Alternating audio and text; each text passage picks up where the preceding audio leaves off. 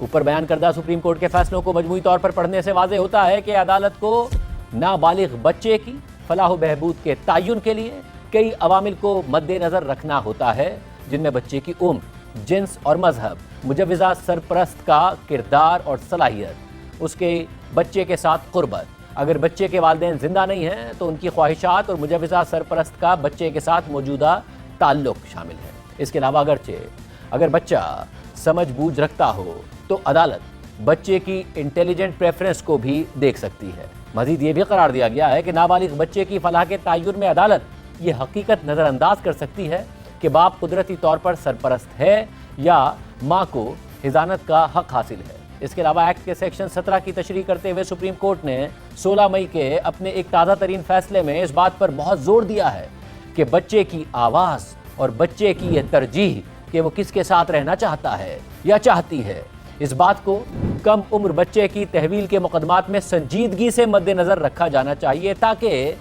بچے کے بہترین مفاد کا تحفظ ہو سکے۔ فیصلے کے مطابق یہ بھی مشاہدہ کیا گیا ہے کہ بچے کی بات سننے کا مطلب اسے مان لینا نہیں، بلکہ اس کے نقطہ نظر کو اس حد تک سمجھنا ہے کہ اس کی بہتری کے مطابق فیصلہ کیا جا سکے۔ ان عدالتی نظیروں، موجودہ مقدمے کے خاص حالات اور فریقین کے ترجیحی حق کو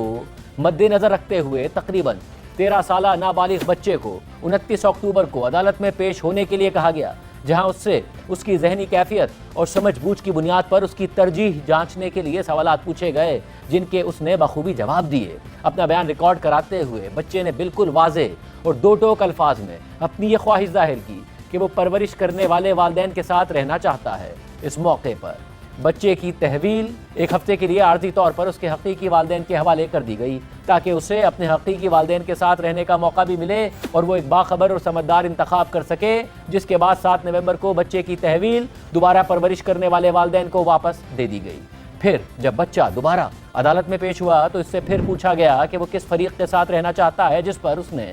ایک بار پھر بالکل واضح اور دو ٹوک انداز میں کہا کہ وہ پرورش کرنے والے والدین کے ساتھ رہنا چاہتا ہے۔ فیصلے میں مزید لکھا ہے کہ یہ بات یہاں بیان کرنا مناسب ہوگا کہ بچے نے عدالت کے سامنے بیان دیتے ہوئے جو اعتماد اور پختگی دکھائی ہے وہ قابل تعریف ہے۔ اس سے ظاہر ہوتا ہے کہ پرورش کرنے والے والدین نے اس کی اچھی پرورش کی ہے۔ ان حقائق، مقدمے کے خاص حالات اور بچے کی بات سننے کے بعد یہ عدالت اس نتیجے پر پہنچی ہے کہ بچہ ایک ایسی عمر میں ہے کہ اس کا موقف